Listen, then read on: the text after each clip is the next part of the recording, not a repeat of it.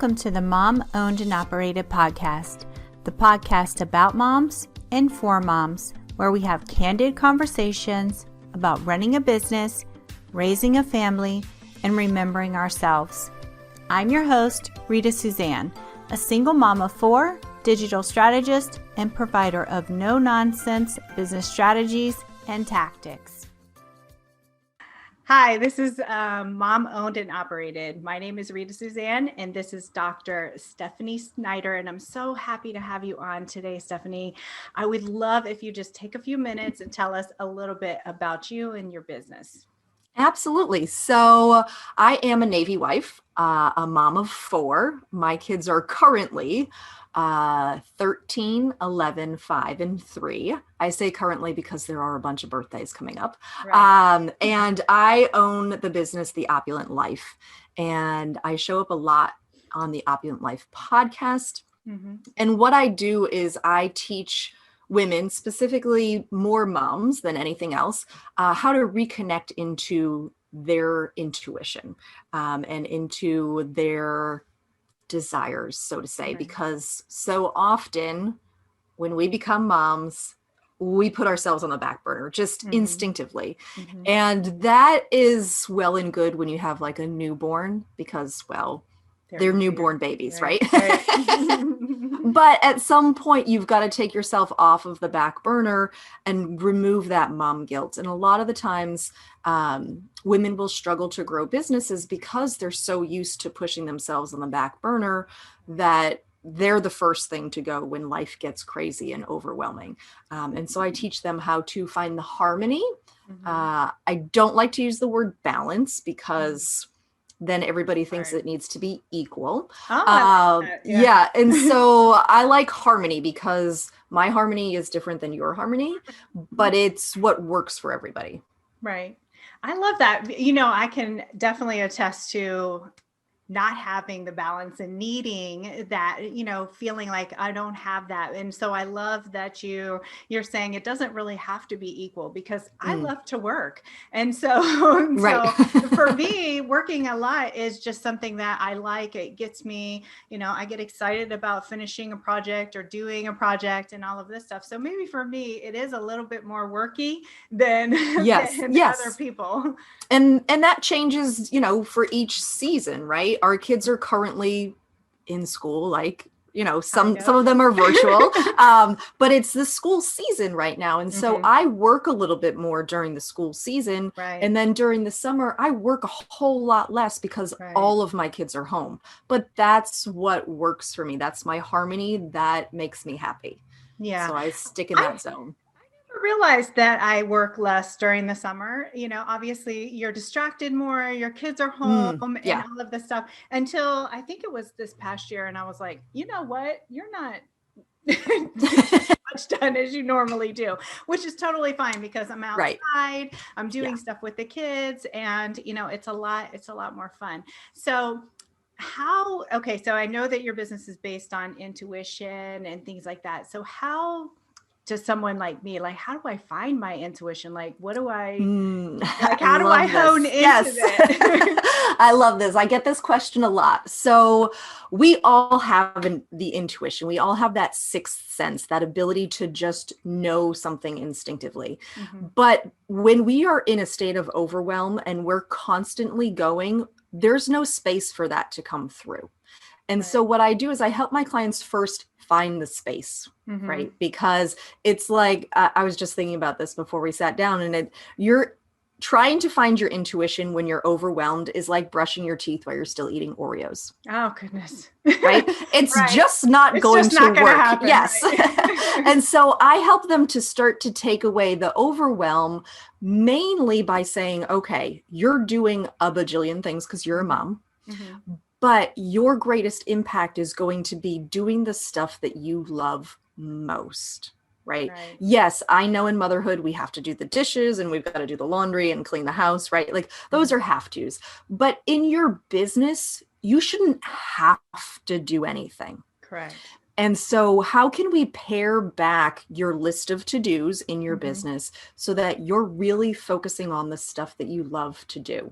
And when you have more space to do the stuff that you love to do, your intuition almost instantly gets turned on and your creativity starts to come through. I see that. Yes. Yes. And so I will pare back what they're doing. Sometimes I can help them pare back what they're doing in life in general, but pare back what it is that they think will make them successful in their business. Because so oftentimes we start our businesses, we're so excited and we're like, oh, this person has this great strategy. So we start to implement that. And then we're like, oh, but that person, they had really, really great success with that strategy. So they're going to implement that. And then all of a sudden you're spending 4, 5, 6 hours a day working your business and there's no room for a client at that point. Right. And so paring that back really starts to create the space. Yeah, I see that a lot of times people are too busy looking at their competition or and trying to emulate what they're doing. And really, in fact, if they get to know who their actual target market is or their target person, then they would actually be able to just focus on that. And I always tell people, like, literally put blinders on. I really don't even know what my competition does. I really don't. I don't pay attention to them because I'm so busy doing my thing that, I really don't have time to look and see what they're doing. But if I do, then I'm like, damn, that's a great idea. But, yes. Yeah. And then you get distracted by the shiny object. Yes. I totally get that. So when I started, and I wanted to initially, when I first started my business, I started as the overjoyed mom. And that was just basically to help moms get their shit together, right? Like, excuse my language, but that was the easiest way to phrase it down. Yeah. That was the easiest way to phrase it down. And what I did was I taught moms how to be incredibly efficient with their time. And not to the point that they could achieve more, right? Which ultimately they ended up achieving more, but more so that they had time for themselves. And so when you say, okay, hey, I only have an hour to market myself today, you're going to market the crap out of yourself in an hour. Right. You're going to be all the time you have. Right. You're going to be on it and you're going to be done and you're going to go, okay, cool. Got it. And so that's what I did as the overjoyed mom. And now in the opulent life, I'm starting to bring in this next level of bringing in your intuition. And following your intuition isn't so much like, hey, I hear this voice telling me what to do. I do hear a voice, right? I legitimately hear one on the left side of my body. But for a lot of people, it's just following the joy markers, right? Like the more joy that you have in your life and in your business, that's going to be in alignment, right? Because that's what your soul wants anyways, is to just experience it fully. And whether you adhere to God or spirit or universe, we were not put here on this earth to just pay bills and die. Exactly.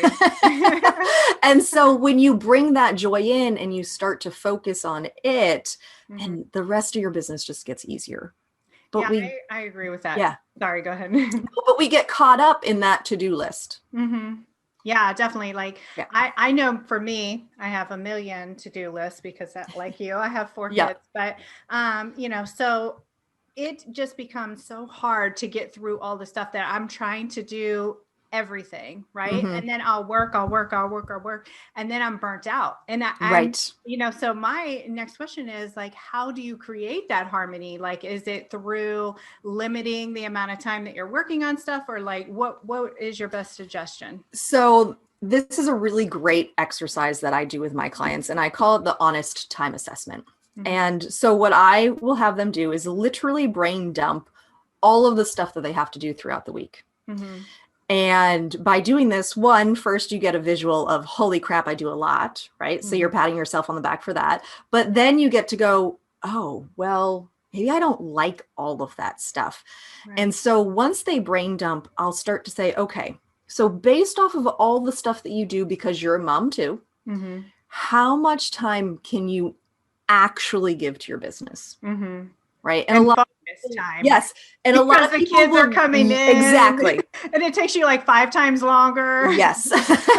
And so the knee-jerk reaction is they go, oh, well, 20 to 30 hours a week. And I said, really?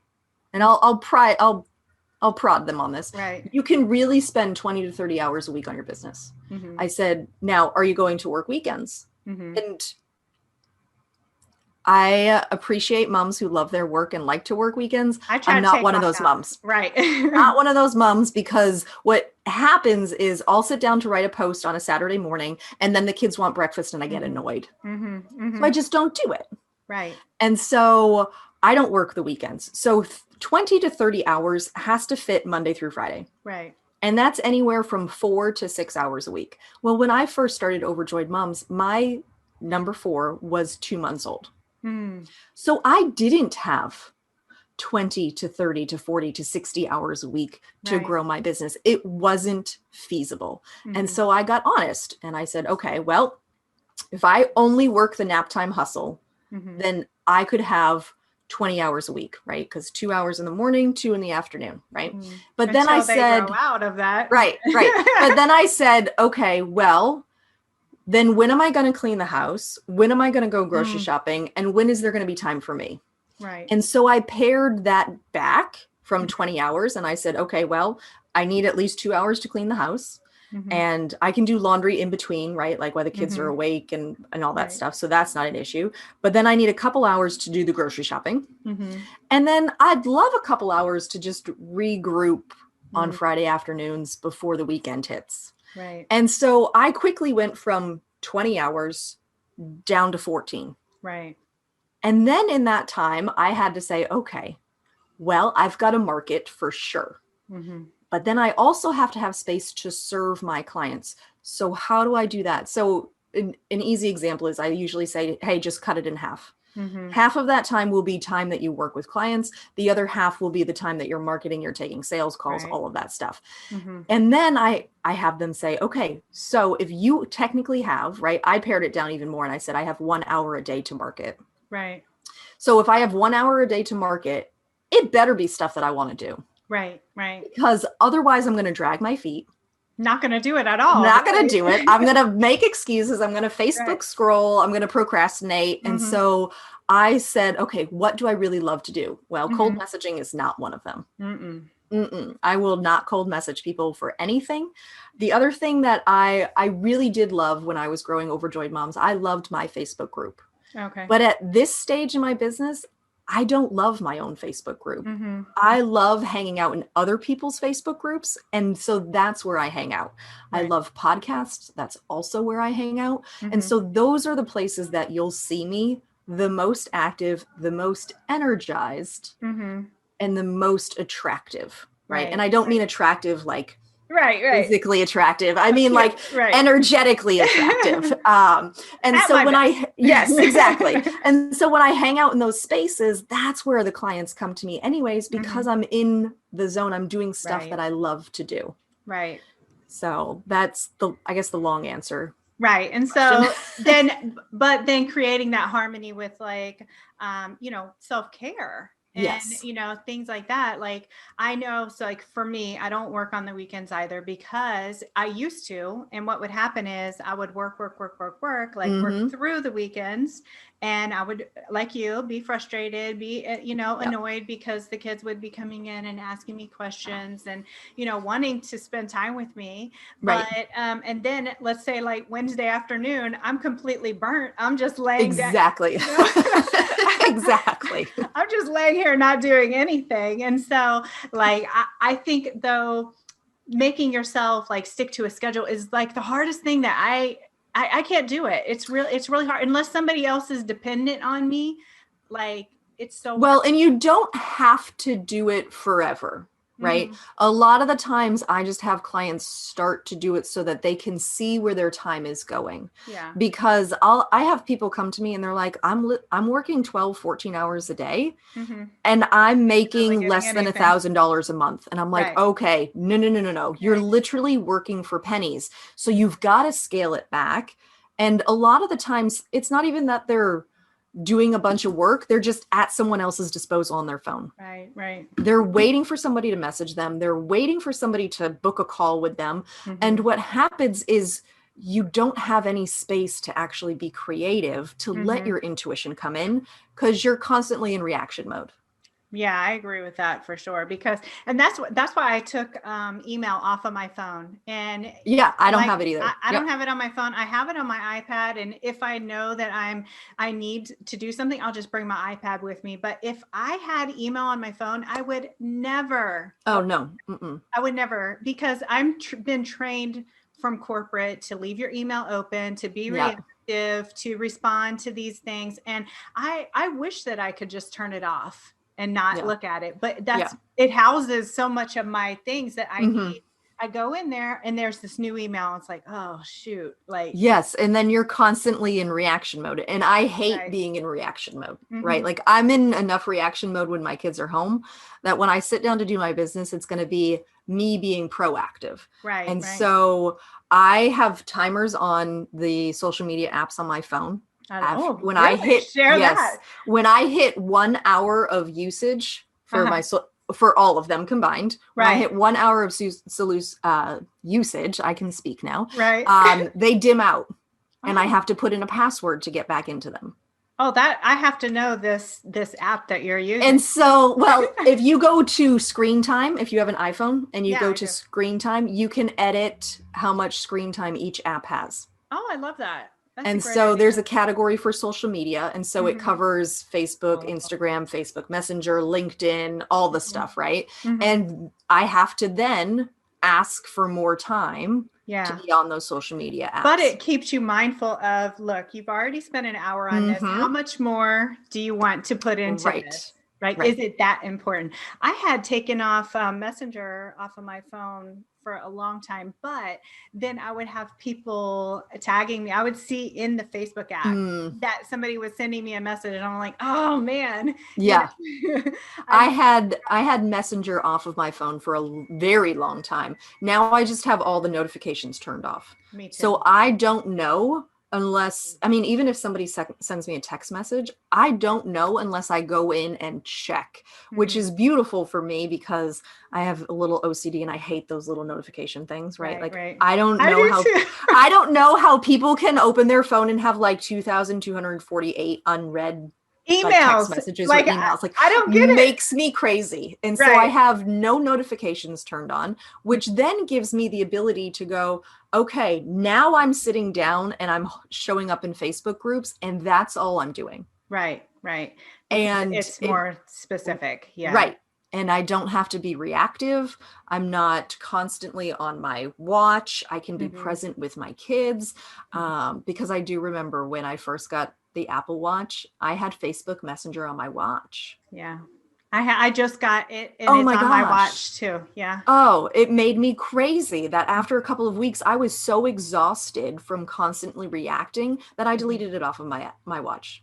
I just That's what I done. need to do because, it just really, I need to just get away from that, Yeah. because it's so distracting, and it Hmm. just takes me away. And I need to like literally figure out, one, how to take it off of there. Yeah. I could talk to you that after. Yeah, I'll show you how to do Right. it after. Yeah. Okay. So before you started coaching and everything, especially since you're a doctor, what were you doing before you started your business? And like, what made you decide to start your business? So have my PhD in higher education. Mm-hmm. So I did my undergraduate in English and political science, and then I went to school for my master's in government. Mm-hmm. And my vision was I was going to run Washington, D.C., basically, right? Okay. God quickly derailed that, and thank God he did. And I met my husband in April of 2006, and we were married in September of that same year. Wow. And so we then moved to Mississippi. Then we went to Sicily. And I was teaching online college classes at that time. Yeah. And I wanted a little bit more, right? Mm-hmm. I had always dreamed about going to law school, but I suck at standardized tests. So that wasn't ever going to pan out. Right. And so then I got my master's in education. And I thought, well, let's just take it a little bit further. Let me just roll into this PhD program. And so I started the PhD program in 2012, finished the coursework when I was pregnant with baby number 3, and then finished 2 weeks before baby number 4 was born. Wow. I successfully completed my PhD. And when I finished it, everybody said, okay, Steph, what's next? Right. And I was like, hold up, people. I'm pregnant, very pregnant. I just finished my PhD. Could you give me a little breathing space? Right. And of course, God, knowing that I'm a bit of an overachiever, when my baby was about 2 months old, not even, maybe just a couple months old, in the middle of the night, I received this vision of starting my own coaching business. Nice. And very clearly, he said to me, you're using your MLM business as a crutch. You need to go coach on your own. And I fought it. And I said, nope, I don't want to. I don't want to. I don't want to. I don't want to. But I kept getting hit with these visions. Right. Yes. Because I was comfortable. I wanted some space to breathe a little bit. And I really thought, well, I have my PhD now. I can just teach. And I kept getting hit with all these visions. And then I very quickly realized that when you have your PhD, it's not instantly a 6-figure income. Right. There is a lot of work that goes into then teaching and researching and depending on the school that you're at. And my husband's in the military. And so I said, well, I can't go apply for this position because if you move, I can't get tenure track. Right. And so very quickly, plan A started to fizzle. Right. And so I started to pursue this vision of overjoyed moms.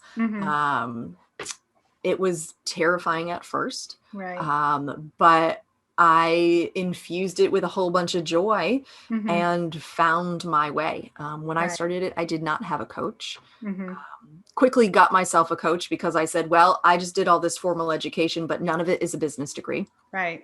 So please show me how to run an online business. Right. But I gave myself, it took a few months for me to say, hey, I'm not like my coach. I have children. And so I have to be intentional with my time because I can't grow it for 60 hours a week. Like that was never anything I wanted to do.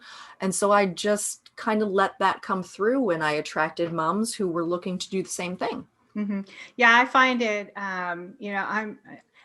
I don't know, when my friends don't have kids and I'm like, oh, you can't understand. But I used to think like, when I worked in corporate, I used to think, oh, I understand what it's like to be a mom, this and that. I did not understand. I did not understand the weight of, of being a mom, but like you, like being a mom, it almost like kind of forced me to look at myself.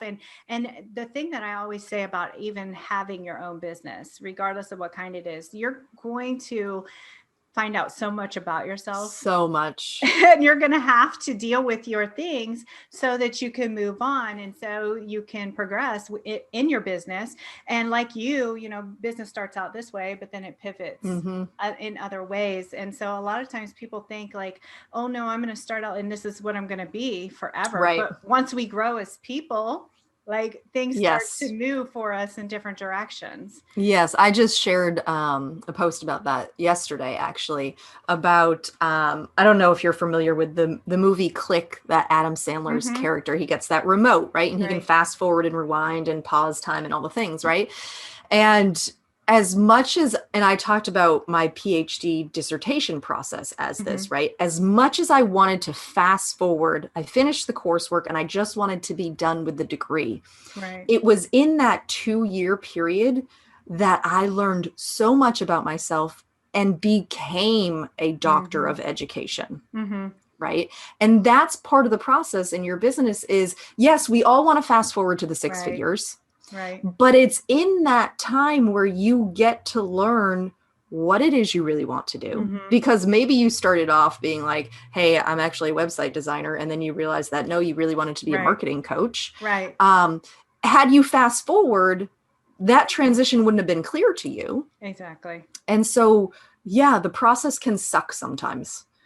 But when you're allowing the journey and you're learning from it, that makes you a better coach for your clients down the road. Yeah. I mean, and I think it makes you can make you a better person as a whole. Agreed. Right? Yes. Yes. Because I know that, when you work in corporate or even like when you're in school full time, you're just so focused on this, right? That outside goal, let me, like fit in, or let me accomplish this goal, that you almost lose a little bit of yourself. And that's what I found. Like I had moved across the country and I felt like when I came back to Ohio from California, I was completely different. And everybody said that they didn't know who I was because I had worked in corporate for so long, and I was completely different. And so it was only after I started my business that I felt like I really rediscovered myself. Yes. And found myself again. And, so many things have changed because of that confidence that you gain once you really know who you are and what you desire. Yes. And that's a constant process. It's not, again, it's not, you're just going to turn on a flip and all of a sudden you're going to be confident in your business, right? Right. As you continue to grow, you're going to increase your skills. You're going to change your skills. And I'll be honest, when I was gifted the vision to change to Opulent Life, I didn't want to do it. Right. I said, Overjoyed Moms is doing great. I was making, 8 to 12K a month. It was fantastic. I loved it. I didn't want to change it. And God was like, no. We've got to bring in more of the spiritual side. There's a shift going on in the world and you need to be part of this. And I was like, I don't want to. Right. Or you're like, I'll just do both, but right. You can't because you can't. Yeah. I tried to for a very long time. I was still running the Overjoyed Moms Facebook group. The podcast is still very popular. But just this past week, I was reminded again, hey, this Facebook group is not for you anymore. Right. It was great. It served its purpose, but now you're pulling teeth and that's not fun for anybody. You mean like posting or like really just resenting getting in there and like not. Yeah, just I wasn't fulfilled getting in there.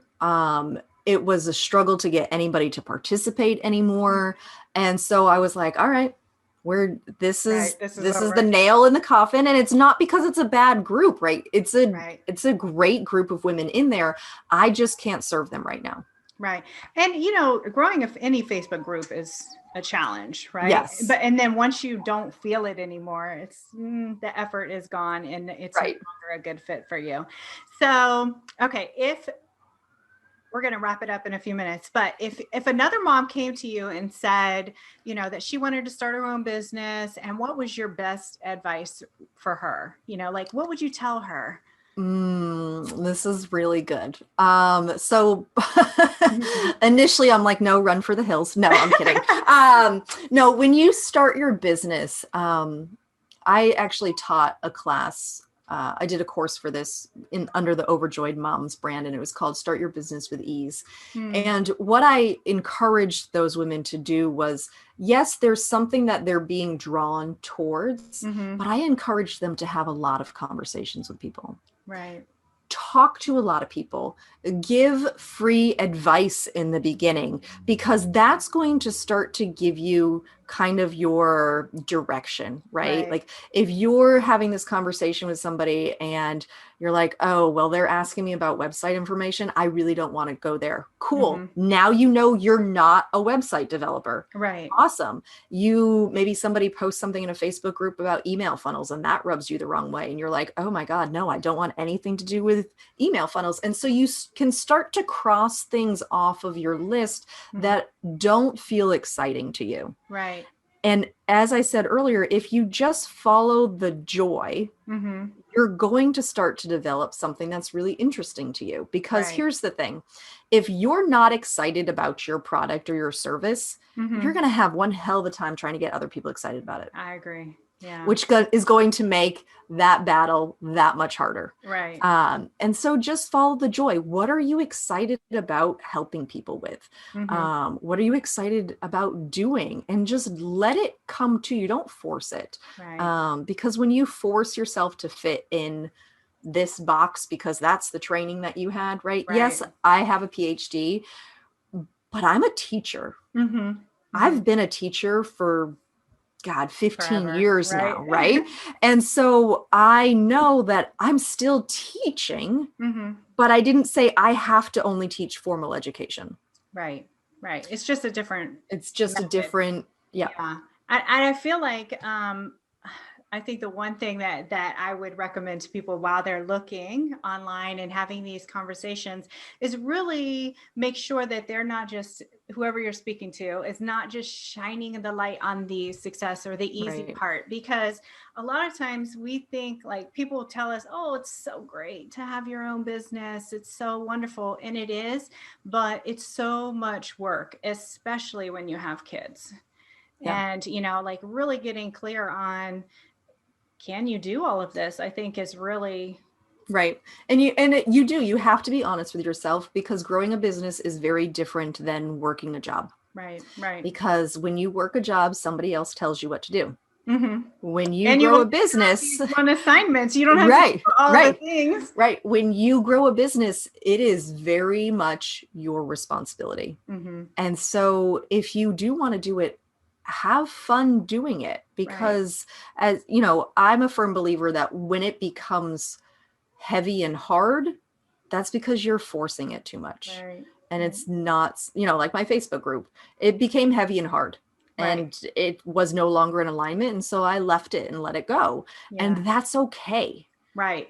And that's I think that's got to, it's okay. It's okay. It's okay to quit the stuff that you're not excited about, because that allows you, and I talked about this on a recent podcast episode myself, when you align with the stuff that you love, that is your greatest ROI. Right. Your greatest ROI, because you're going to be in a higher vibration. You're going to be feeling it. You're going to be attractive, and that's going to draw people to you. So it's the best return on your investment. And it doesn't matter if you're investing your time, your money, your energy, whatever it is, it's going to pay off if you're showing up shining. Exactly. Because you show up and you're like, oh gosh, I hate this thing, Right. Everybody's like, why am I here? And I equate this to, Facebook Lives and Facebook groups, because for a long time, everybody said you have to do Facebook Lives, you have to grow a Facebook group. Right. Well, yes, you should try it when you're getting started, right? To just kind of nip the fear in the butt. You should try it. But if after a couple of months you really still hate it, stop doing it. Right. I just agree. Quit. Like, that's okay. Like, one of my biggest, I think one of the best things that ever happened to me was when my coach, when I first started, she challenged me to do Periscope for a week. Oh my gosh, I was terrified. I had never been on video, and like, obviously, like in corporate, I had to get up and stand in front of people, hundreds of people sometimes, but it was the fear of the unknown. Like, these people who I don't even know are judging me, and so the more that I kept on, the more that I did it, the easier it became, the better, obviously here we are on video now. I don't have a problem with it, but in the past, I probably wouldn't have, because I would have been too scared. And so I think that that's another point to what you're saying, is like, just try it. And even though you're scared, you might find out that it's something that you actually enjoy. And the other side, instead of focusing on the fear, one thing that I do is I'll tell myself, well, I'm just curious. Right. I'm curious to see how this will work, how this will play out. I am a researcher by nature. And so I like to do little tests on myself, little self-studies. And I'll be like, well, I'm really curious as to whether if I drink a gallon of water every day for a month, if that will really change me. And so, and so I do all these little experiments on myself, not because I'm afraid. Right. Yes, I am like, okay, do I really need to drink a gallon of water? Like, whatever it is, but more because I'm curious to see what will happen. Right. I'm curious to see, hey, if I implement and I do a Facebook Live every day for a month, how will that make me grow? How will that change me? What kind of things will I talk about? Who can I help? Right. And so just going in with a curiosity factor is, it takes all the fear away from me. Yeah, I was going to say, like, that actually is better than going in with, oh my gosh, I'm so scared. Taking that fear out of it, I think, is the most important part, because people don't really know how to do that. Right. And I mean, and look at your kids, right? They do tons of stuff, especially when they're toddlers, simply because they're curious. Right. Right. They put crayons in their mouth because they wonder how it tastes. Right. And so when we go back to that and we go, okay, well, we're growing our business. It's like a baby. Mm-hmm. And I can say that because I had babies, right? Right. I love the people who are like, growing a business is like a baby and they've never had kids. And I'm like, oh, no. Right. You don't understand. Yeah, you don't understand. And so it is, you're going to test things out. You're going to try things out in the beginning, and eventually you'll find your way and your traction, as long as you just keep an open mind about it. Stay curious about it. I love it. Okay. So if somebody wants to connect with you online, please tell us where you are and how everybody can do that. Absolutely. So my website is the best place to find all of the social media stuff. It's theopulentlife.com. And you can get access to my podcast there. You can reach me on Facebook and Instagram. I hang out in both of the places because, well, I love both of the places. And the podcast is a great resource if you're looking for some tips and tricks along the way. All right. Well, and I will put all the links below. And thank you so much, Stephanie, for coming out and talking to us. Absolutely. Appreciate it. I loved it. Thank you so much for having me. Thank you. And there you have it. I want to encourage you to remember that being a mom who runs her own business is not easy. We all struggle, but just keep moving forward and don't forget to make time for yourself. As moms, we are usually the first thing to go to the bottom of the list. If your business is overwhelming you and you need real solutions, not just some sugar-coated suggestions, apply to work with me at ritasuzanne.com/apply.